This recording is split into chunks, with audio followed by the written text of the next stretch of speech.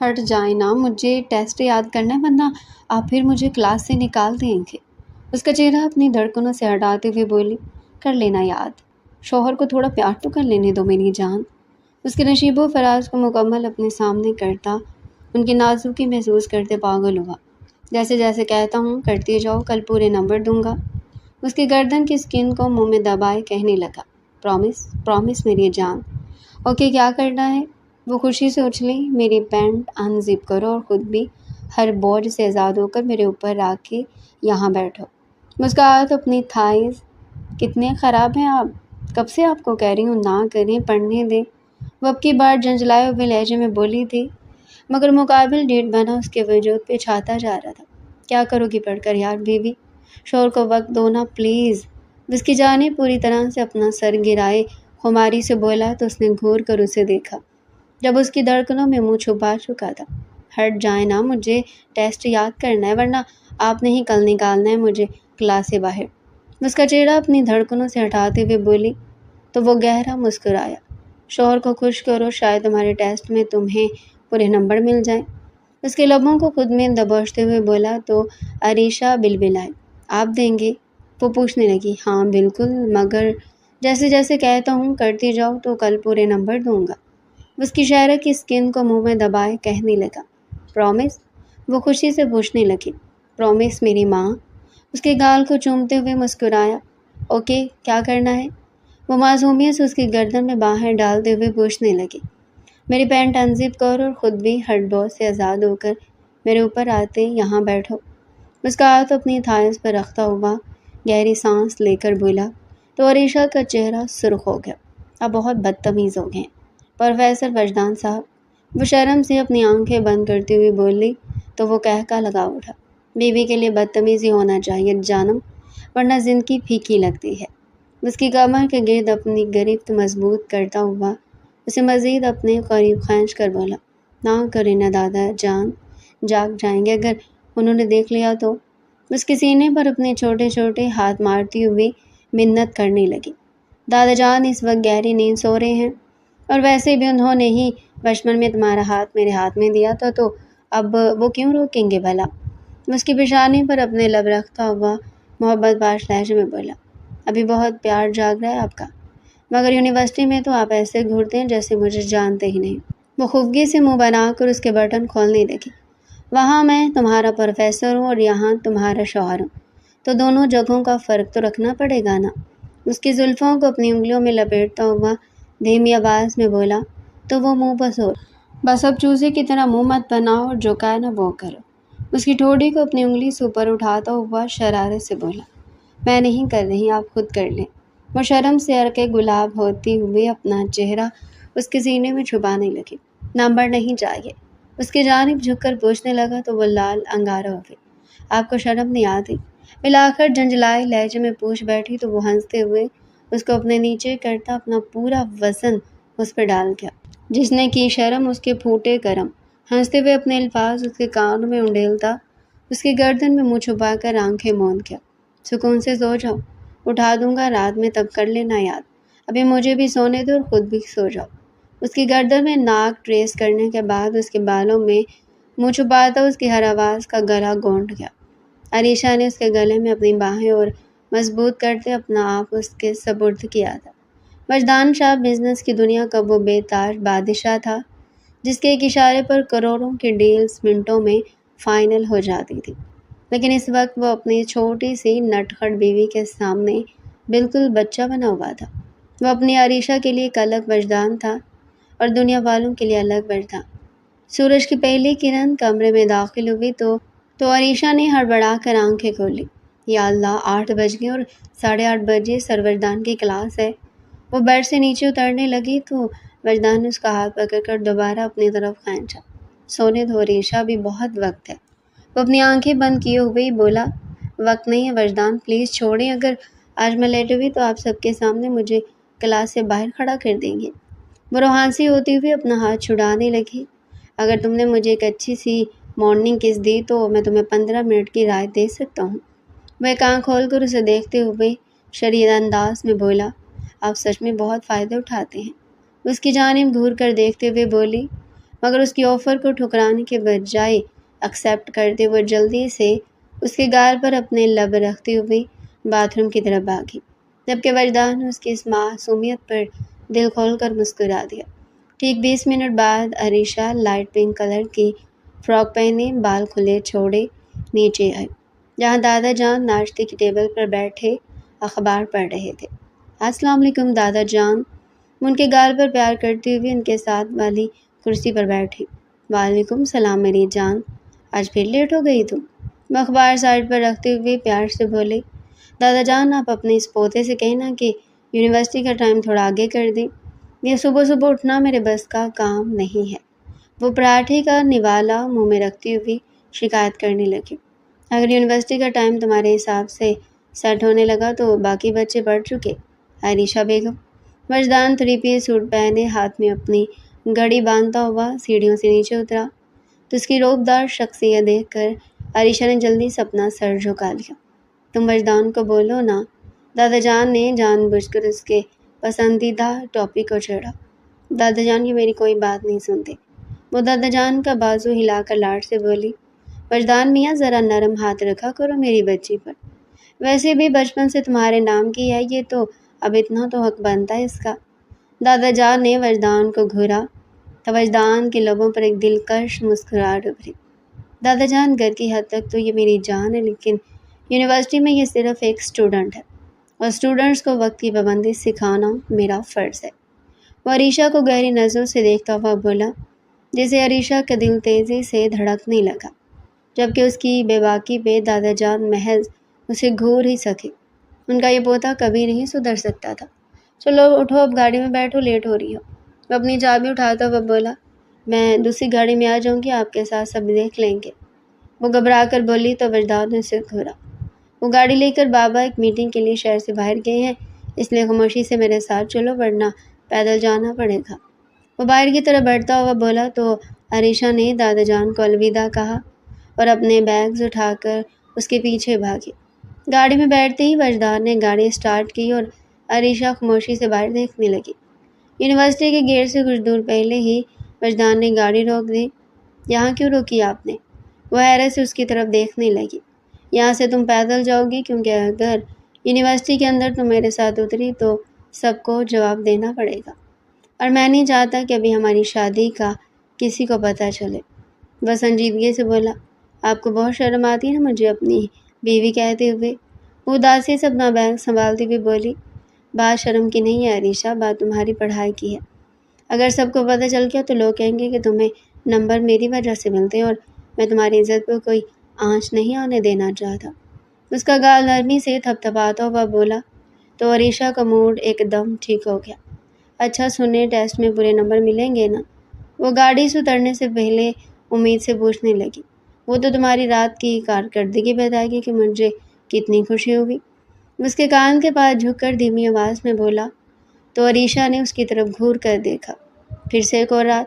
وہ اتنی زور سے چیخی کہ وجدان کو اپنے کانوں میں انگلیاں ٹھونسنی پڑی۔ اس کی نگاہوں کی لپک سے گھبرا کر اس نے جلدی سے گاڑی کا دروازہ کھولا اور یونیورسٹی کے اندر کی طرف آ کھڑی ہوئی۔ یونیورسٹی کا ماحول ہمیشہ کی طرح چہل پہل سے بھرپور تھا۔ عریشہ ابھی اپنی کلاس کی طرف بڑھ ہی رہی تھی کہ ماریا اس کے سامنے آ گئی۔ ماریا اس ڈپارٹمنٹ کی سب سے مغرور اور امیر لڑکی تھی، جسے اپنی خوبصورتی پر بہت ناز تھا۔ وہ پہلے دن سے ہی پروفیسر وجدان شاہ کے پیچھے پاگل تھی۔ اوہ تو عریشہ بیگم آج پھر لیٹ ہے، ماریا نے اپنے ہاتھ کے ناخن دیکھتے ہوئے طنزیہ انداز میں کہا۔ تمہیں اس سے کیا؟ ماریا میں لیٹ ہوں یا وقت پر آؤں یہ میرا اور سر وجدان کا معاملہ ہے۔ عریشہ نے اسے نظر انداز کرتے ہوئے آگے بڑھنے کی کوشش کی۔ سر وجدان کا معاملہ؟ بہت بڑی بڑی باتیں کرنے لگی ہو عریشہ، لیکن یاد رکھنا سر وجدان جیسے ہینڈسم اور کلاس کے انسان تم جیسی عام لڑکیوں کو گھاس بھی نہیں ڈالتے۔ ماریا نے اس کا راستہ روکتے ہوئے حقارت سے کہا، وہ کس کو گھاس ڈالتے اور کس کو نہیں یہ مجھے اچھے سے معلوم ہے، اور اس لیے تم اپنی فکر کرو۔ عریشہ نے اسے کرارا جواب دیا اور کلاس میں داخل ہو گئی۔ کلاس میں بیٹھتے ہی اس کا دل دھک دھک کر رہا تھا، کیونکہ کچھ ہی دیر میں وجدان کلاس میں آنے والا تھا۔ جیسے 9 بجے وجدان شاہ اپنے پورے روب اور جاہ و جلال کے ساتھ کلاس میں داخل ہوا۔ تو پوری کلاس میں ایک دم خاموشی چھا گئی۔ اس کی شخصیت میں ایک ایسا سحر تھا کہ ہر لڑکی اسے بس دیکھتے ہی رہ جاتی تھی، اور ماریا تو فرنٹ سیٹ پر بیٹھ کر اسے نچھاور ہونے والی نظروں سے دیکھ رہی تھی۔ گڈ مارننگ کلاس، وجدان نے اپنی ڈائری ٹیبل پر رکھتے ہوئے گہری آواز میں کہا۔ گڈ مارننگ سر، پوری کلاس نے ایک ساتھ جواب دیا۔ آج آپ لوگوں کو سرپرائز ٹیسٹ ہے جو میں نے پچھلے ہفتے اناؤنس کیا تھا، وجدان نے پیپرز نکالتے ہوئے کہا تو پوری کلاس میں ایک دم سے سرگوشیاں شروع ہو گئیں۔ علیشا نے چوری چھپے وجدان کی طرف دیکھا تو وجدان کی نظر بھی سیدھی اسی پر تھی، جس کے لبوں پر ایک ہلکی سی شریر مسکراہٹ ہے جو صرف علیشا ہی سمجھ سکتی تھی۔ علیشا نے جلدی سے اپنی کتاب کھولی تاکہ آخری بار کچھ دیکھ سکے، لیکن وجدان کی آواز گونجی۔ مس علیشا، نو، وجدان نے سخت لہجے میں کہا تو علیشا نے جلدی سے کتاب بند کر دی۔ ٹیسٹ شروع ہو چکا تو علیشا پیپر دیکھ کر مسکرا دی، کیونکہ یہ وہی سوالات تھے جو رات کو وجدان نے اسے پیار پیار میں یاد کروائے تھے۔ وہ جلدی جلدی لکھنے لگی، جبکہ ماریا بار بار وجدان کی طرف دیکھ کر مسکرا رہی تھی، لیکن وجدان کا پورا دھیان کلاس پر تھا، یا پھر کبھی کبھار اس کی نظر علیشا پر پڑتی تھی جو پوری توجہ سے لکھ رہی تھی۔ جیسے ہی ٹیسٹ کا وقت ختم ہوا، وجدان نے سب کے پیپرز کلیکٹ کیے۔ علیشا کا پیپر لیتے ہوئے اس کی انگلی علیشا کے ہاتھ سے ٹکرائی تو علیشا کے پورے جسم میں ایک سنسنی سی دوڑ گئی۔ کل آپ سب کو اس ٹیسٹ کا رزلٹ مل جائے گا، اور یاد رہے جس کے نمبر کم آئے اسے میری کلاس میں بیٹھنے کی اجازت نہیں ہوگی۔ وجدان اپنا سامان سمیٹتا ہوا بولا اور کلاس سے باہر نکل گیا۔ ماریا نے جلدی سے اپنا بیگ اٹھایا اور وجدان کے پیچھے بھاگی۔ سر وجدان، ایک منٹ پلیز، ماریا نے راہداری میں جی مس ماریا، کہیے کیا بات ہے؟ وجدان نے سرد لہجے میں پوچھا۔ سر، مجھے اسائنمنٹ کے کچھ ٹاپک سمجھ نہیں آ رہے تھے، کیا میں آپ کے آفس آ سکتی ہوں؟ ماریا نے اپنی زلفیں کان کے پیچھے اڑاتے ہوئے بہت معصوم بننے کی کوشش کی۔ مس ماریا، جو بھی پوچھنا آپ کلاس میں پوچھا کریں، میرے پاس آفس میں فالتو وقت نہیں ہوتا، وجدان نے انتہائی سختی سے کہا، اور بغیر اس کا جواب سنے اپنے کیبن کی طرف بڑھ گیا، جبکہ ماریا کا چہرہ غصے سے نیلا پڑ گیا۔ علیشا جو دور کھڑی یہ سب دیکھ رہی تھی، اپنی آنسو پر قابو پاتے ہوئے وہاں سے نکل گئی۔ وہ جانتی تھی کہ وجدان صاحب کو کوئی بھی لڑکی اتنی آسانی سے متاثر نہیں کر سکتی، کیونکہ وہ صرف اور صرف اپنی علیشا کا تھا۔ شام کو جب وہ گھر پہنچی تو وجدان ابھی تک نہیں آیا تھا، کیونکہ وہ یونیورسٹی کے بعد اپنے بزنس آفس جاتا تھا۔ علیشا نے جلدی سے کپڑے چینج کیے اور کچن میں جا کر وجدان کے لیے اس کی پسندیدہ کافی بنانے لگی۔ دادا جان اپنے کمرے میں آرام کر رہے تھے۔ علیشا کافی کا مگ لے کر لاؤنج میں آئی ہی تھی کہ باہر گاڑی کی آواز آئی۔ جیسے وجدان اندر داخل ہوا، اس کے چہرے پر تھکن کے اثرات واضح تھے۔ علیشا جلدی سے اس کے پاس گئی اور اس کا کوٹ اپنے ہاتھ میں لیا۔ بہت تھک گیا نا آپ؟ وہ نرمی سے پوچھنے لگی۔ ہاں یار، آج میٹنگز بہت لمبی تھی اور اوپر سے یونیورسٹی کے پیپرز بھی چیک کرنے ہیں۔ وہ صوفے پر بیٹھتا ہوا اپنی ٹائی ڈھیلی کرنے لگا۔ علیشا نے کافی کا مگ اس کی طرف بڑھایا۔ یہ لے، آپ کے لیے گرما گرم کافی بنائی ہے، وہ مسکرا کر بولی۔ وجدان نے کافی کا مگ لیا اور ایک گھونٹ بھرنے کے بعد اس کا ہاتھ پکڑ کر اسے اپنے ساتھ صوفے پر بٹھا لیا۔ یہ کافی تو بہت اچھی، لیکن میری تھکن اس سے دور نہیں ہو گئی، وہ اس کے چہرے کے قریب آتے ہوئے بولا۔ تو پھر کس چیز سے دور ہوگی؟ وہ معصومیت سے پوچھنے لگی۔ اس چیز سے جو رات کو ادھوری رہ گئی تھی۔ اس کی کمر میں ہاتھ ڈال کر اسے اپنے بالکل قریب لاتے ہوئے گہری آواز میں بولا تو علیشا کی دھڑکنیں ایک دم تیز ہو گئی اور وہ شرم سے سرخ ہو کر اس کے سینے پر سر رکھ گئی۔ اسے شرم نہیں آتی اس طرح سر وجدان کے پیچھے پیچھے پھرتے ہوئے؟ علیشا اپنی سہیلی سدرا کے ساتھ کیفیٹیریا میں بیٹھی جوس پی رہی تھی، جب سدرا نے دور کھڑی ماریا کو دیکھ کر کہا، جو ابھی وجدان کے کیبن کی طرف ہی دیکھ رہی تھی۔ مجھے کیا فرق پڑتا ہے وہ جس کے مرضی پیچھے پھرے، پروفیسر شاہ تو اسے گھاس بھی نہیں ڈالتے۔ علیشا نے اپنے جوس کا گھونٹ بھرتے ہوئے لاپرواہی سے کہا، لیکن اندر ہی اندر اس کے دل کو سکون ملا تھا کہ اس کا شوہر واقعی کسی کو منہ نہیں لگاتا۔ تم تو ایسے کہہ رہی جیسے سر وجدان کے ساتھ ہوتی ہو ہر وقت، سدرا نے علیشا کی بات پر ہنستے ہوئے کہا تو وہ منہ بسور گئی۔ جیب میں نہیں، دل میں رہتے ہیں وہ میرے۔ علیشا نے یہ جملہ اپنے دل میں بولا تھا، باہر بول کر اسے اپنی شامت تھوڑی لانی تھی۔ کلاسز ختم ہونے کے بعد علیشا روز کی طرح یونیورسٹی کے گیٹ سے باہر آئی اور کچھ دور جا کر ایک درخت کے سائے میں کھڑی ہو گئی۔ جہاں وجدان کی بلیک اسپورٹس کار پہلے سے موجود تھی۔ وہ جلدی سے چاروں طرف دیکھتی ہوئی گاڑی کا دروازہ کھول کر اندر بیٹھ گئی۔ 15 منٹ لیٹ ہو تم عریشہ شاہ، وجدان نے گاڑی سٹارٹ کرتے ہوئے اسٹیئرنگ پر ہاتھ مار کر سرد لہجے میں کہا۔ وہ سدرا مل گئی تھی اس لیے تھوڑا وقت لگ گیا۔ اب غصہ تو مت کرے نا۔ وہ اپنا بیگ پچھلی سیٹ پر پھینکتی ہوئی لاڈ سے بولی۔ مجھے لیٹ لگی ہوئی چیزیں بالکل پسند نہیں ہیں اور یہ بات تم اچھے سے جانتی ہو۔ وہ گاڑی کی سپیڈ بڑھاتا ہوا سامنے دیکھتے ہوئے بولا۔ اچھا بابا، آئی ایم سوری، اب کان پکڑوں کیا؟ وہ دونوں ہاتھ اپنے کانوں پر رکھتی ہوئی معصوم سا منہ بنا کر اس کی طرف دیکھنے لگی تو وجدان کا سخت چہرہ ایک دم نرم پڑ گیا۔ اس نے ایک ہاتھ اسٹیئرنگ سے ہٹا کر ریشا کے گال کو نرمی سے تھپتھپایا۔ چلو معاف کیا، لیکن آئندہ مجھے انتظار مت کروانا، کیونکہ میرا وقت بہت قیمتی ہے جو میں انتظار میں ضائع کے بغیر تم پر لگانا چاہتا ہوں۔ وہ مسکرا کر گمگیر مگر ذومعنی لہجے میں بولا تو وہ بے ساختہ جھینپ گئی۔ آپ کا وقت تو قیمتی ہے ہی، لیکن آپ کی یہ بیوی اس سے بھی زیادہ قیمتی ہے۔ وہ مغرور انداز میں گردن نکڑا کر بولی تو وجدان کا ایک زوردار قہقہ گاڑی میں گونجا۔ اس میں کوئی شک نہیں ہے میری جان کہ تم انمول ہو۔ اس کے ہاتھ کو اپنے مضبوط ہاتھ میں لیتا ہوا بولا تو عریشہ کا پورا وجود اس کی محبت کی تپش سے مہک اٹھا۔ گھر پہنچتے ہی عریشہ سیدھی اپنے کمرے میں گئی اور کپڑے تبدیل کر کے نیچے آئی، کیونکہ آج دادا جان کی طبیعت کچھ ناساز تھی اور وہ ان کے پاس بیٹھنا چاہتی تھی۔ دادا جان، آپ نے دوائی لی؟ وہ ان کے بیڈ کے پاس بیٹھ کر ان کا ہاتھ اپنے دونوں ہاتھوں میں لیتی ہوئی فکر مندی سے بولی۔ ہاں میری بچی، میں نے دوائی لے لی ہے، اب بالکل ٹھیک ہوں۔ تم بتاؤ یونیورسٹی کیسی جا رہی ہے اور ہمارا وجدان تمہیں تنگ تو نہیں کرتا؟ دادا جان نے اس کے سر پر شفقت سے ہاتھ پھیرتے ہوئے پوچھا۔ وہ اور مجھے تنگ کریں؟ دادا جان، وہ تو اپنی کلاس میں مجھے ایسے دیکھتے ہیں جیسے میں کوئی اجنبی ہوں، بلکہ کل تو انہوں نے سب کے سامنے مجھے ڈانٹ بھی دیا تھا۔ وہ منہ پھلا کر وجدان کی شکایتیں لگانے لگی۔ اچھا تو یہ بات ہے، چلو آج اسے آنے دو، میں اس کی کلاس لیتا ہوں۔ میری معصوم بچی کو ڈانٹتا ہے وہ، دادا جان نے ہنستے ہوئے کہا تو عریشہ بھی کھلکھلا کر ہنس پڑی۔ اسی وقت وجدان کمرے میں داخل ہوا تو دونوں کو ہنستا دیکھ کر اس کے چہرے کی تھکن غائب ہو گئی۔ کیا باتیں ہو رہی ہیں؟ دادا جان اور اس مکار لومڑی نے میری کیا شکایتیں لگائی ہیں آپ کو؟ وہ اپنا لیپ ٹاپ بیگ صوفے پر رکھتا ہوا بیٹھ کے قریب آیا۔ وجدان میاں، خبردار جو میری بچی کو مکار کہا۔ شکایت کر رہی تھی کہ تم یونیورسٹی میں سے پہچانتے بھی نہیں ہو اور ڈانٹتے بھی ہو، دادا جان نے مصنوعی غصے سے کہا۔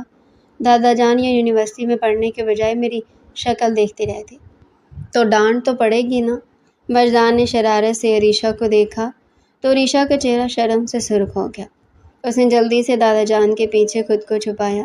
اچھا، اب تم دونوں لڑنے نہ لگ پڑنا، جاؤ تم دونوں اور جا کر کھانا کھاؤ، دادا جان نے دونوں کو پیار سے کہا تو وہ دونوں کمرے سے باہر آ گئے۔ لاؤنج میں آتے ہی وجدان نے عریشہ کا بازو پکڑ کر اسے اپنی طرف کھینچا۔ تو تم میری شکایتیں لگا رہی تھی دادا جان سے؟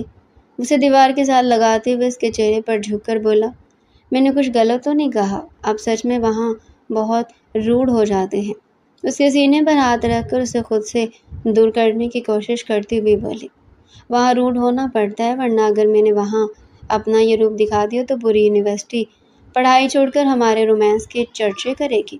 اس کے لبوں کے بالکل قریب آ کر مدھم آواز میں بولا تو عریشہ کی دھڑکنیں بے ترتیب ہونے لگی۔ چھوڑیے مجھے، کوئی دیکھ لے گا، وہ گھبرا کر بولی۔ گھر میں کوئی نہیں ہے، دادا جان سو رہے ہیں اور ملازم اپنے کوارٹر میں ہے، اس کی گرفت مزید مضبوط کرتا ہوا بولا۔ لیکن مجھے کل کے ٹیسٹ کی تیاری کرنی ہے، پروفیسر شاہ پلیز جانے دیں، وہ منت کرنے لگی۔ ٹیسٹ کی تیاری؟ اف، ایک تو یہ ٹیسٹ، کبھی کبھی تو میں خود تنگ آ جاتا ہوں۔ وہ ایک آخری بوسہ اس کے لبوں کا لیتا بے چارگی سے بولا تو عریشہ کہکا لگا اٹھی۔ اس گھر میں صرف اسی کے تو کہکے گونجتے تھے، ورنہ کئی سال پہلے ٹوٹی قیامت کے بعد تو یہ گھر ویران ہو گیا تھا۔ اس گھر میں محض عریشہ، دادا جان وجدان اور عالم شاہ وجدان کے بابا رہتے تھے۔ چند سال قبل ایک طوفانی رات میں بے حد بڑا ایکسیڈنٹ ہوا تھا، جس ایکسیڈنٹ میں وجدان نے اپنی ماں اور عریشہ نے اپنے ماں باپ کو کھو دیا تھا۔ بس تبھی سے ان کی پرورش دادا جان نے کی تھی۔ ان کا نکاح ان لوگوں کی زندگی میں ہی ہو چکا تھا، مگر ان کی موت نے دونوں کو کافی گہرا دھچکا دیا تھا۔ عالم شاہ بھی اس گاڑی میں موجود تھے، مگر ان کی قسمت کہ اللہ نے انہیں زندگی سے نواز دیا تھا۔ وجدان تو اس وقت 13 سال کا تھا، مگر عریشہ کافی چھوٹی تھی، جس کی وجہ سے انہیں اپنے غموں سے نکل کر اس معصوم پر دھیان دینا پڑا تھا، اور پھر اس طرح سے وہ اپنے ماں باپ کے بجائے اپنے دادا اور اپنے شوہر کے سائے میں پروان چڑھی تھی۔ صبح اس کی آنکھ کھلی تھی، مگر وہ برے برے منہ بناتی واپس سونے کی تیاری کرنے لگی، مگر جیسے ہی گھڑی پر نظر پڑی اس کے حواس اڑ گئے، کیونکہ 9 بجنے میں صرف 20 منٹ باقی تھے اور آج وجدان کی کلاس ٹھیک 9 بجے شروع ہونی تھی۔ وہ جلدی سے بیڈ سے اتری اور پاگلوں کی طرح باتھ روم کی طرف بھاگی، کیونکہ وہ جانتی تھی کہ وجدان گھر میں جتنا مرضی پیار دکھا لے، یونیورسٹی کی حد تک اور اپنے اصولوں کا پکا پروفیسر شاہ تھا۔ ٹھیک 9:05 پر عریشہ ہامتی ہوئی کلاس کے دروازے پر پہنچی تو سامنے کا منظر دیکھ کر اس کا دل حلق میں آ گیا، کیونکہ وجدان شاہ ٹیبل پر ہاتھ رکھے کھڑا تھا اور پوری کلاس میں ایک خوفناک قسم کا سناٹا تھا۔ عریشہ کو دروازے پر دیکھ کر وجدان کی گہری اور سرد نظریں اس کے چہرے پر جم گئیں۔ دل میں رخصتی کی کوئی گنجائش نہیں دکھائی دے رہی تھی۔ سر، میں آئی کم ان پلیز؟ عریشہ نے اپنی انگلیاں آپس میں مروڑتے ہوئے انتہائی دھیمی اور ڈری ہوئی آواز میں کہا۔ مس عریشہ شاہ، میرے خیال میں آپ کو گھڑی دیکھنا نہیں آتی، یا پھر آپ کو میری کلاس کے قوانین کا علم نہیں ہے۔ وجدان نے اپنی گھڑی کی طرف دیکھتے ہوئے انتہائی سخت اور کڑک دار آواز میں کہا، جس سے عریشہ کی آنکھیں ایک دم بھیگنے لگی۔ سر، وہ راستے میں ٹریفک تھا، اس لیے لیٹ ہو گئی، پلیز آ جانے دیں۔ وہ جھوٹ بولتی ہوئے اپنے آنسو چھپانے کی کوشش کرنے لگی، کیونکہ وہ سب کے سامنے ذلیل نہیں ہونا چاہتی تھی۔ ٹریفک کا بہانہ ان اسٹوڈنٹس کے لیے ہوتا ہے جو پڑھائی کو سنجیدگی سے نہیں لیتے، اور مجھے میری کلاس میں وقت کے پابند لوگ پسند ہیں، اس لیے آپ آج کی کلاس اٹینڈ نہیں کر سکتی۔ Get out. وجدان نے بغیر کسی مروت کے صریحہ انکار کرتے ہوئے دروازے کی طرف اشارہ کیا، تو عریشہ کا دل جیسے ٹوٹ کر رہ گیا اور وہ پوری کلاس کے سامنے اپنے آنسو بہاتے ہوئے پیچھے ہٹ گئی۔ ماریہ جو فرنٹ سیٹ پر بیٹھی تھی، عریشہ کی یہ بے عزتی دیکھ کر اس کے چہرے پر ایک فادیانہ اور کمینی مسکراہٹ ابھر آئی۔ عریشہ روتی ہوئی یونیورسٹی کے لان کے ایک سنسان کونے میں جا کر بیٹھ گئی، جہاں وہ اپنے آنسو صاف کرتی ہوئی وجدان کو دل ہی دل میں کوسنے لگی کہ گھر جا کر وہ اسے بدلہ ضرور لے گی۔ دوسری طرف کلاس ختم ہوتے ہی وجدان کا دھیان مسلسل عریشہ کی طرف تھا، کیونکہ وہ جانتا تھا کہ اس کی نٹ کھڑ بیوی اس وقت غصے اور دکھ سے پاگل ہو رہی ہوگی، لیکن وہ قانون سب کے لیے برابر رکھنا چاہتا تھا۔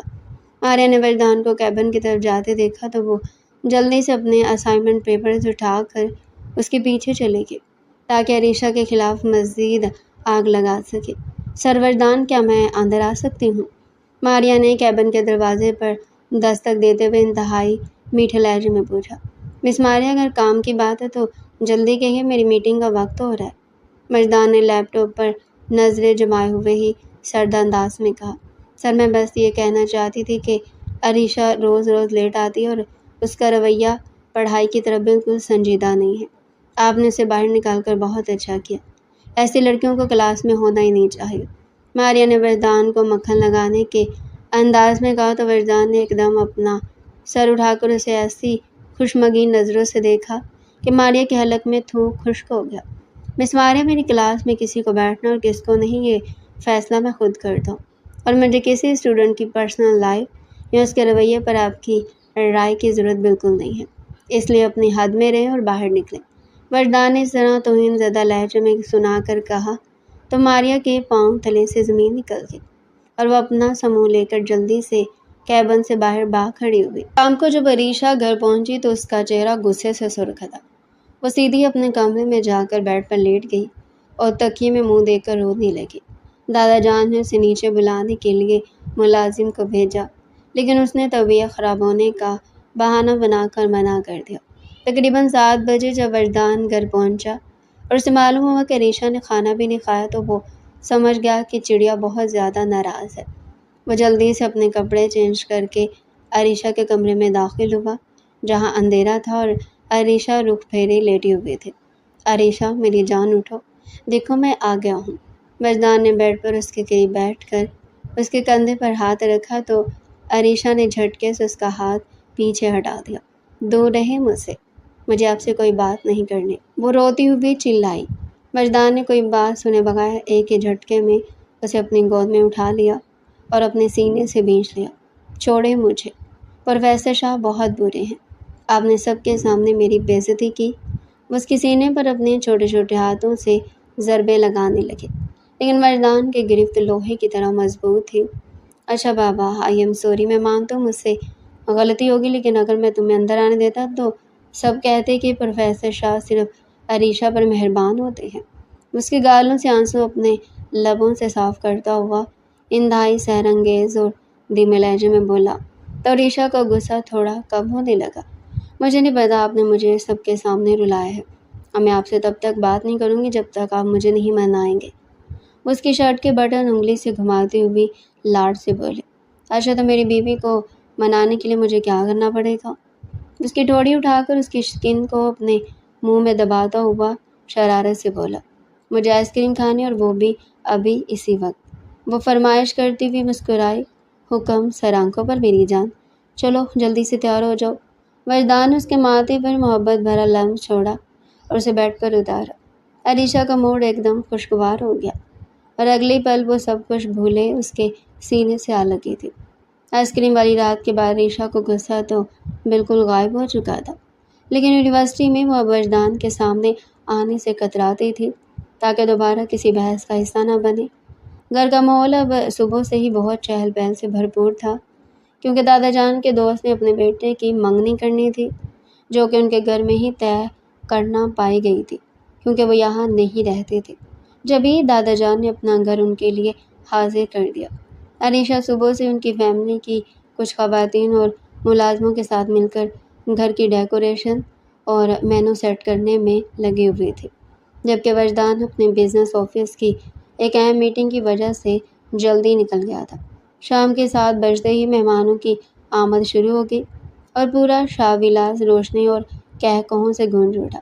عریشہ نے وجدان کی پسند کا خیال رکھتے ہوئے رائل بلیو کلر کی ایک انتہائی خوبصورت ریشمی ساڑی پہن رکھی تھی، جس کے بارڈر پر ہلکا سا سنہرا کام تھا۔ اس نے اپنے لمبے سیاہ بال ایک سائڈ پر کھلے چھوڑ رکھے تھے، کانوں میں جھمکے اس کے حسن کو 4 چاند لگا رہے تھے۔ وہ جیسے سیڑھیوں سے نیچے اتری تو لاؤنج میں بیٹھے تمام مہمانوں کی نظریں اس کی معصومیت اور خوبصورتی پر تھم گئیں۔ اسی وقت وجدان شاہ بھی اپنے بلیک 3 پیس سوٹ میں پورے جاہو جلال کے ساتھ مین ہال میں داخل ہوا تو اس کی نظر سب سے پہلے عریشہ پر پڑی۔ بلیک ساڑی میں لپٹی اپنی اس نٹکھٹ بیوی کو دیکھ کر وجدان کے قدم جیسے وہیں جم گئے۔ اس کی گہری نظریں عریشہ کے چہرے کا طواف کرنے لگی۔ عریشہ نے جیسے ہی وجدان کو اپنی طرف اس طرح دیوانہ وار گھورتے ہوئے دیکھا، اس کا دل تیزی سے دھڑکنے لگا۔ اس نے شرم سے اپنی نظریں جھکا کر کچن کا رخ کر لیا۔ وجدان نے جلدی سے دادا جان اور باقی بزرگوں سے ملاقات کی، لیکن اس کا دھیان مسلسل عریشہ کی طرف ہی تھا۔ کچھ دیر بعد جب مہمان تمام کھانے کی ٹیبل پر مصروف ہو گئے تو وجدان نے موقع پا کر عریشہ کو اشارہ کیا، لیکن عریشہ نے جان بوجھ کر اسے نظر انداز کر دیا۔ یہ دیکھ کر اس کے ابرو تنے اور اس نے ملازم کے ہاتھ عریشہ کو چھوٹا سا کاغذ بھجوایا۔ اپنی اس حرکت پر وہ خود بھی کرنجس محسوس کر رہا تھا، مگر خیر، جس پر لکھا تھا، اگر تم اگلے 2 منٹ میں اوپر والے ٹیرس پر نہ آئی تو میں سب کے سامنے تمہیں بازو سے پکڑ کر لے جاؤں گا۔ عریشہ نے وہ نوٹ پڑھ کر خوف اور حیرت سے وجدان کی طرف دیکھا، جو دور کھڑا مسکرا رہا تھا۔ اگلی پل وہ جلدی سے سب کی نظریں بچا کر اوپر کی طرف بھاگی۔ ٹیرس پر اس وقت ہلکی ہلکی ٹھنڈی ہوا چل رہی تھی اور چاروں طرف خاموشی تھی۔ عریشہ جیسے ہی وہاں پہنچی، وجدان پہلے سے دیوار سے ٹیک لگائے کھڑا اس کا انتظار کر رہا تھا۔ آپ پاگل ہو گئے ہیں کیا؟ وجدان، اگر نیچے کسی کو پتہ چل گیا تو کیا کہیں گے سب؟ وہ ہانپتی ہوئی غصے سے بولی۔ کہنے دو جو کہتے ہیں، مجھے اپنی اس قاتل بیوی سے ملنے کے لیے کسی کی اجازت کی ضرورت نہیں ہے۔ وہ ایک دم اس کے قریب آیا اور اس کی نازک کمر میں ہاتھ ڈال کر اسے اپنے سینے سے بالکل بھینچ لیا۔ چھوڑیے نا، کوئی آ جائے گا، اور ویسے بھی مجھے نیچے بہت کام ہے۔ اس کے مضبوط سینے پر اپنے ہاتھ رکھ کر خود کو چھڑانے کی کوشش کرنے لگی، لیکن وجدان کی گرفت لوہے کی طرح سخت ہو چکے تھے۔ کوئی نہیں آئے گا یہاں، سب نیچے خانے میں مصروف ہے، اور تم نے یہ ساڑی پہن کر میرا جو حال کیا نا، اس کا حساب کون دے گا؟ عریشہ وردان شاہ۔ اس کے کان کے پاس جھک کر اپنی گرم سانسیں اس کی گردن پر چھوڑتا ہوا دھیمی آواز میں بولا تو عریشہ کا پورا وجود کانپ اٹھا۔ آپ بہت پوزیسیو ہو رہے ہیں پروفیسر صاحب۔ وہ اپنی آنکھیں بند کرتی ہوئی مدہوش لہجے میں بولی، تمہارے معاملے میں پوزیسیو ہونا میرا حق ہے جانم۔ وہ مسکرائے اور اپنے کوٹ کی جیب سے ایک چھوٹا سا مخملی باکس نکالا۔ یہ کیا ہے؟ وہ حیرت سے اس باکس کو دیکھنے لگی۔ وجدان نے باکس کھول کر اس میں سے ہیرا جڑا ایک انتہائی خوبصورت اور نازک سا کڑا نکالا اور عریشہ کی گوری کلائی میں پہنا دیا۔ اس کی ساڑی کے ساتھ بالکل پرفیکٹ لگ رہا تھا۔ یہ میری طرف سے میری خوبصورت بیوی کے لیے ایک چھوٹا سا تحفہ ہے۔ اس کی کلائی پر اپنے لب رکھتا ہوا محبت پاش لہجے میں بولا، یہ بہت خوبصورت ہے وجدان، تھینک یو سو مچ۔ وہ خوشی سے اس کے گلے میں باہیں ڈالتی ہوئی بولی، صرف تھینک یو سے کام نہیں چلے گا عریشہ شاہ، مجھے میرا انعام چاہیے۔ وہ شریر انداز میں مسکراتا ہوا اس کے لبوں کی طرف بڑھا ہی تھا کہ نیچے سے کسی خاتون کی آواز گونجی جو عریشہ کو پکار رہی تھی۔ عریشہ نے جلدی سے وجدان کو پیچھے دھکیلا اور اپنی ساڑی سنبھالتی ہوئی نیچے کی طرف بھاگی، جبکہ وجدان شاہ اپنی اس نٹکھٹ ملکہ کی ادا پر دل ہارتا ہوا وہیں کھڑا مسکراتا رہ گیا۔ یونیورسٹی میں فائنل امتحانات کی تیاریاں عروج پر تھی۔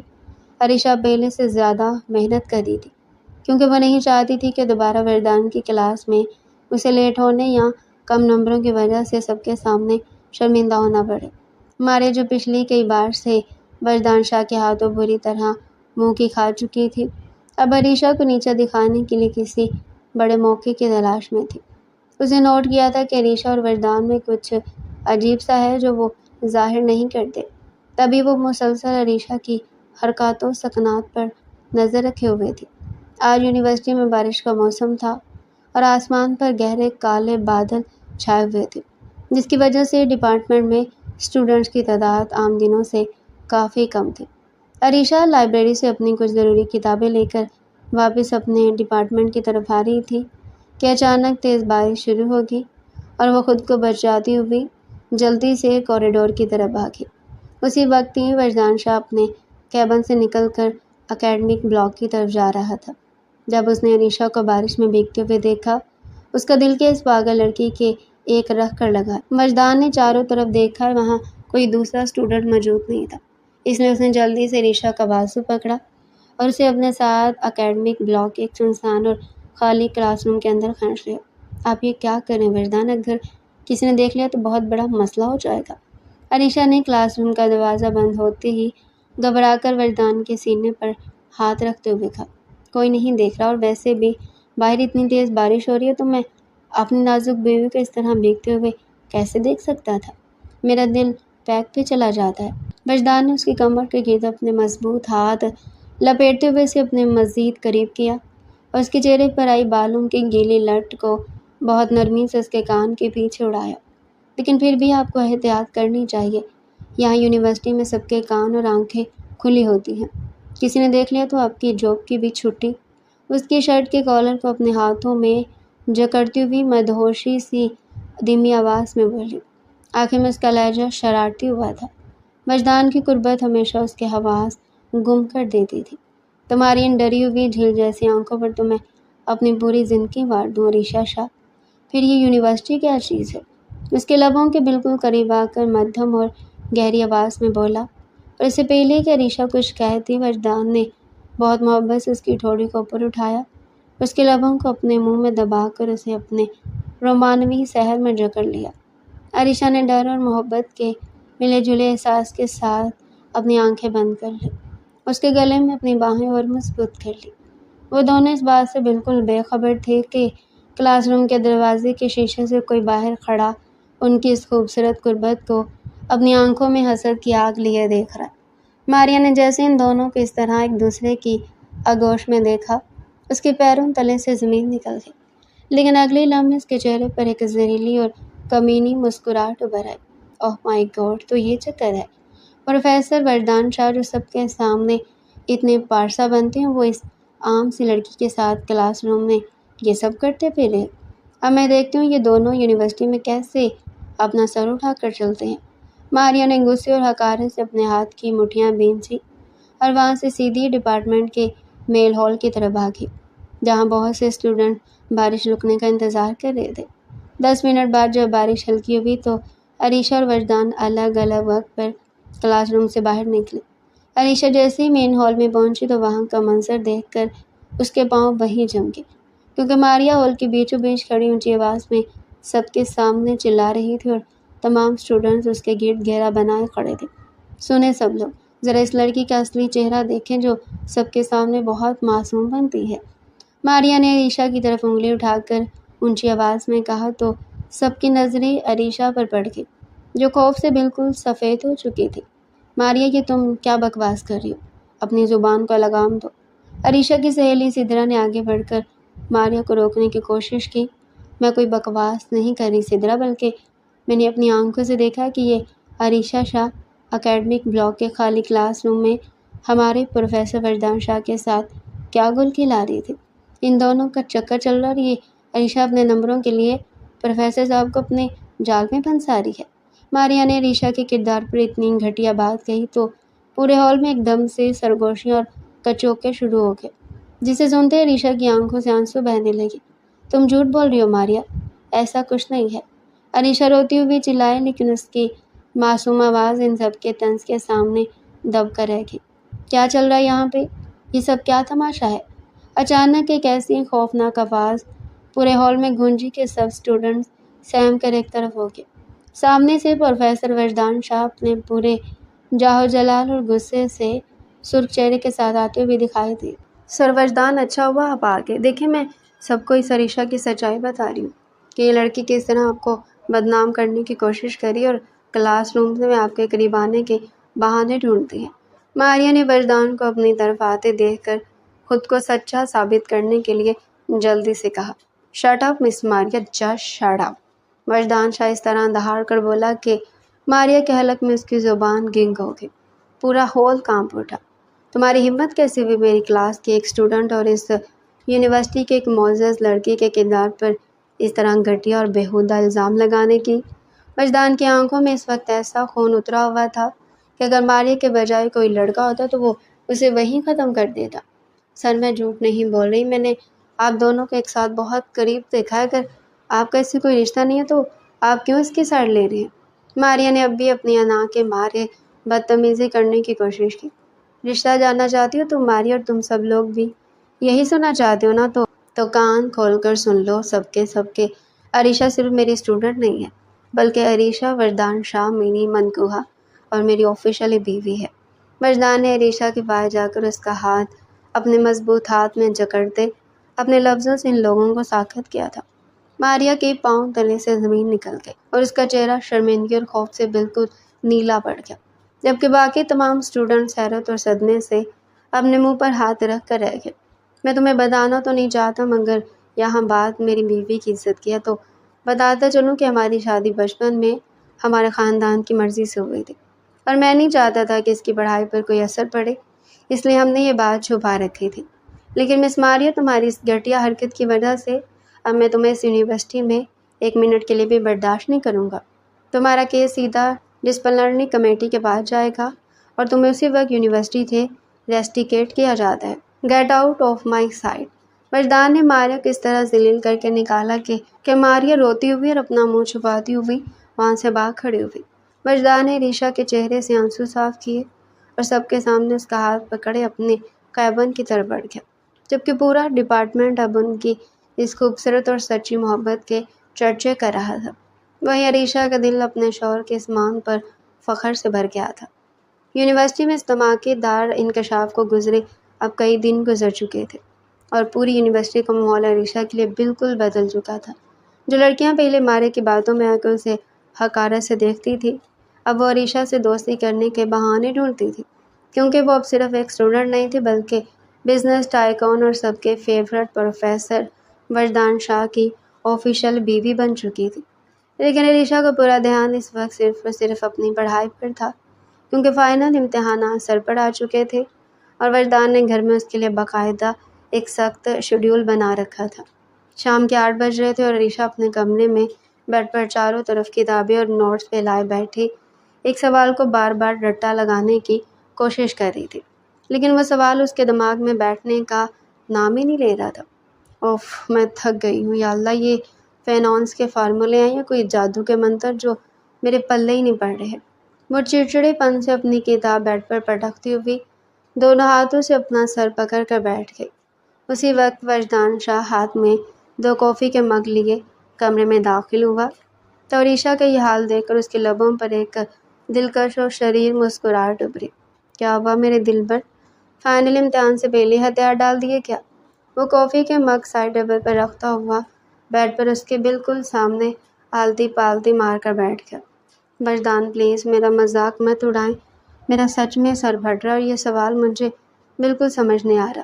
اوپر سے آپ نے کہہ رکھا ہے کہ اگر میرے نمبر کم آئے تو آپ مجھے اپنی کلاس میں نہیں بیٹھنے دیں گے۔ وہ روحانسی ہوتی ہوئی اس کے سینے پر اپنا سر ٹکانے لگی۔ وجدان نے محبت سے مسکراتے ہوئے کافی کا ایک مگ اسے پکڑایا اور دوسرا خود اٹھا کر ایک گھونٹ پڑا۔ میں نے وہ تب کہا تھا جب تم صرف میری اسٹوڈنٹ تھی عریشہ، اب تو تم میری بیوی ہو اور بیوی کو فیل ہونے کی اجازت شوہر کی غیرت کبھی نہیں دیتی۔ اس کی ٹھوڑی پکڑ کر اس کا چہرہ اوپر اٹھاتا ہوا دھیمی آواز میں بولا، تو پھر آپ ہی میری مدد کریں نا وجدان، مجھے یہ سوال یاد کروا دیں پلیز۔ وہ اپنی بڑی بڑی معصوم آنکھوں میں التجا لیے اس کی طرف دیکھنے لگی۔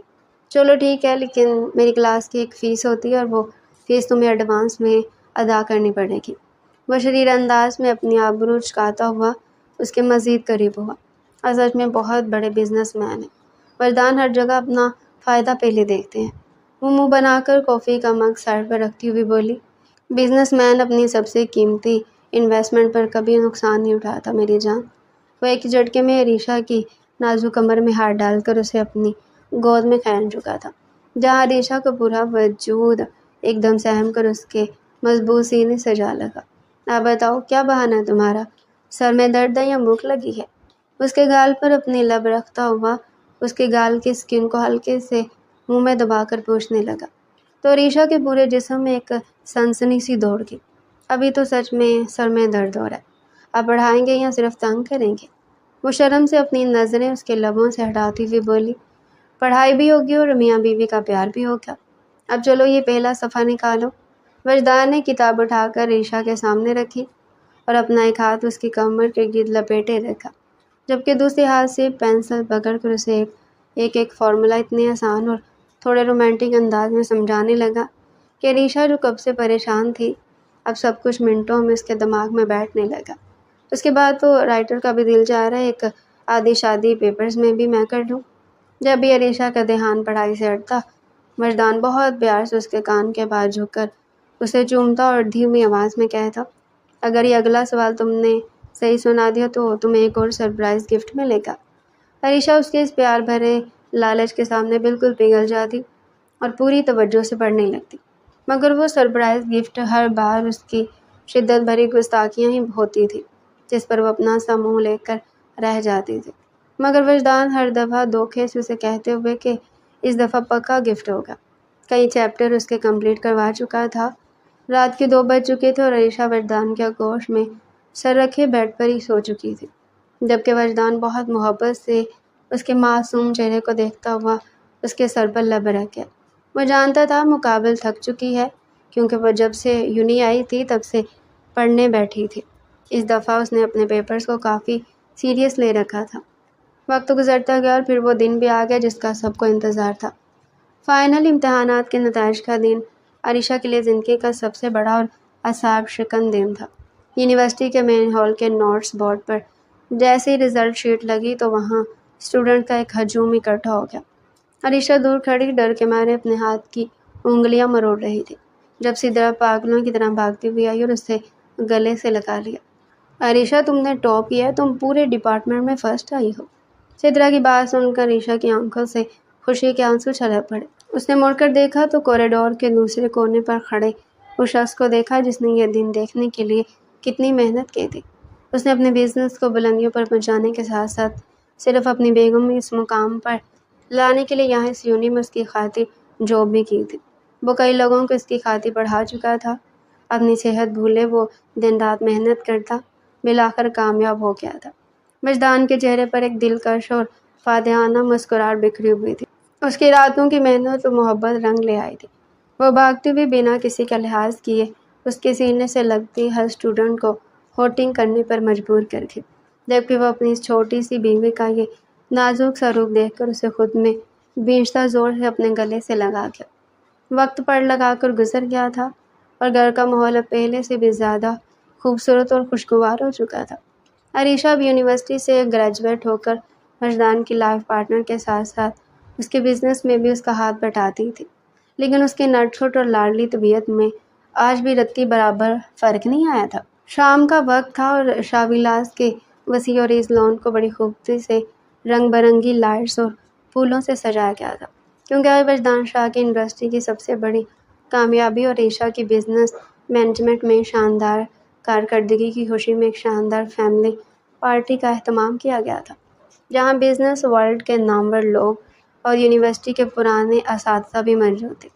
عریشہ نے آج رائل بلیو کلر کی ایک انتہائی خوبصورت اور سادہ سلک میکسی پہنی ہوئی تھی، جس کے ساتھ اس نے اپنے بال خوبصورت انداز میں سیٹ کیے ہوئے تھے اور کانوں میں ہیرے کے چھوٹے سے ٹاپس اس کے حسن کو لازوال بنا رہے تھے۔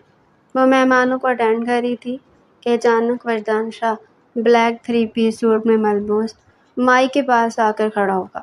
اس کی گہری روبدار آواز پورے لان میں گونجی، لیڈیز اینڈ جینٹلمین، آج کی یہ کامیابی صرف میری نہیں ہے بلکہ اس کے پیچھے اس انسان کا ہاتھ ہے جو میری زندگی کا سب سے خوبصورت اور انمول حصہ ہے۔ وجدان نے مائک ہاتھ میں لیے اپنی نظریں سیدھی عریشہ پر جمائی تو تمام مہمانوں کا دھیان عریشہ کی طرف ہو گیا، جو شرم سے لال ہو رہی تھی۔ میری نٹ کھٹ بیوی، میری اسٹوڈنٹ اور میری لائف پارٹنر عریشہ وجدان شاہ، میں اپنی زندگی کی ہر کامیابی اس کے نام کرتا ہوں۔ وجدان کے اس پیار بھرے اعتراف پر پورا لان تالیوں کی گونج سے لرز اٹھا۔ پارٹی ختم ہونے کے بعد جب تمام مہمان رخصت ہو گئے اور دادا جان بھی اپنے کمرے میں آرام کرنے چلے گئے تھے تو عریشہ تھکن سے چور ہوتی ہوئی اوپر اپنے کمرے کے ٹیرس پر آ کر کھڑی ہو گئی، جہاں ٹھنڈی ہوا چل رہی تھی۔ آسمان پر چاند اپنی پوری آب و تاب کے ساتھ چمک رہا تھا، جیسے ان دونوں کی محبت کا گواہ ہو۔ اچانک پیچھے سے 2 مضبوط بازو اس کی کمر کے گرد لپٹے اور وجدان نے اسے اپنے سینے سے بالکل بھینچ لیا۔ بہت تھکی ہے میری جان؟ وجدان نے اس کے گال پر اپنے لب رکھتے ہوئے انتہائی دھیمی اور رومانوی آواز میں پوچھا۔ ہاں، بہت زیادہ تھکی ہوں، لیکن آج آپ نے سب کے سامنے جو باتیں کہیں، میرا دل ابھی تک تیزی سے دھڑک رہا۔ اس کے ہاتھوں پر اپنے ہاتھ رکھتی ہوئی مدہوش لہجے میں بولی، وہ تو کچھ بھی نہیں ہے عریشہ شاہ، ابھی تو پوری زندگی باقی ہے تمہیں یہ بتانے کے لیے کہ تم میرے لیے کتنی قیمتی ہو۔ وجدان نے ایک ہی جھٹکے میں اس کا رخ اپنی طرف کیا اور اس کی ٹھوڑی کو اپنی انگلی سے اوپر اٹھاتے ہوئے اس کا چہرہ اپنی دھڑکنوں کے قریب لایا۔ آپ سچ میں بہت بدتمیز ہے وجدان، اس کی آنکھوں میں جھانکتی ہوئی لاڈ سے بولی۔ اس کے علاوہ بھی کچھ بول دیا کرو بیوی، مجال ہے جو تم مجھ سے اظہار محبت ہی کر لو۔ وہ تھوڑا خفا سا بولا، مگر عریشہ اس کے لبوں پر لب رکھتی اس کے سارے شکوے، ساری خفگی کو سمیٹ گئی، جبکہ وجدان اسے ایک بار پھر اپنے محبت کے خوبصورت اور دل کا سحر میں جکڑ گیا۔ وقت پڑ لگا کر گزر گیا، دن ہفتوں میں اور ہفتے مہینوں میں بدلتے چلے گئے، زندگی اپنی رفتار سے آگے بڑھتی رہی اور ہر گزرتا لمحہ اپنے ساتھ نئی یادیں اور نئے تجربے لاتا رہا۔ وجدان شاہ اور عریشہ بھی وقت کے ساتھ اپنی ذمہ داریوں میں مصروف ہوتے گئے۔ دونوں نے اپنے کاروبار کو کامیاب بنانے کے لیے دن رات محنت کی، کبھی میٹنگز کا سلسلہ ہوتا تو کبھی نئے منصوبوں پر کام، مگر ان تمام مصروفیات کے باوجود ان کے درمیان محبت اور اعتماد پہلے سے کہیں زیادہ مضبوط تھا۔ اللہ تعالیٰ نے ان کی محنت اور صبر کا بہترین صلہ عطا کیا۔ کچھ عرصے بعد ان کی زندگی میں 2 ننھی خوشیوں نے قدم رکھا، 2 خوبصورت بچے ان کے آنگن کی رونق بن گئے۔ ان کی معصوم ہنسی، ننھے ننھے قدم اور شرارتوں سے گھر کا ہر کونا مہک اٹھتا تھا۔ جس گھر میں پہلے خاموشی ہوا کرتی تھی، وہاں بچوں کی کلکاریاں گونجتی تھیں۔ عریشہ اپنی تمام مصروفیات کے باوجود بچوں کی بہترین پرورش میں کوئی کمی نہ آنے دیتی۔ وہ ان کی ہر ضرورت کا خیال رکھتی اور ان کے ساتھ وقت گزار کر خود بھی خوشی محسوس کرتی۔ وہ نہیں چاہتی تھی کہ جس طرح وہ ماں باپ کے بغیر پلی بڑھی ہے، اس کے بچے بھی ایسے ہی بڑے ہوں۔ اس نے آفس جانا چھوڑ دیا تھا اور اس کا یہ فیصلہ وجدان کو پسند آیا تھا، کیونکہ اس کے ساتھ عالم شاہ تھے، اس کے بابا۔ دوسری طرف وجدان شاہ بھی ایک بہترین باپ ثابت ہوا کاروبار سے واپس آتے اس کی پہلی نظر اپنے بچوں کو تلاش کرتی۔ جیسے دونوں بچے دوڑتے ہوئے اس کی طرف آتے، انہیں اپنی باہوں میں بھر لیتا اور دن بھر کی تھکن پل بھر میں دور ہو جاتی۔ سب سے زیادہ خوشی دادا جان کو تھی، وہ دونوں بچوں پر اپنی جان چھڑکتے تھے۔ صبح آنکھ کھولتے ہی سب سے پہلے ان کا رخ صحن کی طرف ہوتا، جہاں دونوں بچے کھیلنے میں مصروف ہوتے۔ کبھی وہ انہیں کہانیاں سناتے، کبھی اپنے بچپن کے قصے سناتے اور کبھی ان کے ساتھ خود بھی بچے بن جاتے۔ بچوں کی معصوم باتیں سن کر ان کے چہرے پر ایسی مسکراہٹ آ جاتی جو شاید برسوں بعد لوٹی تھی۔ گھر کے تمام افراد جانتے تھے کہ دادا جان کی زندگی کا اصل سکون اب یہی دونوں بچے تھے۔ ان کی سانسیں جیسے ان بچوں کی ہنسی سے جڑی ہوئی تھی۔ جب بچے ان کے پاس بیٹھ کر ضد کرتے یا ان کی گود میں سر رکھ کر سو جاتے تو دادا جان کی آنکھوں میں بے اختیار محبت جھلکنے لگتی۔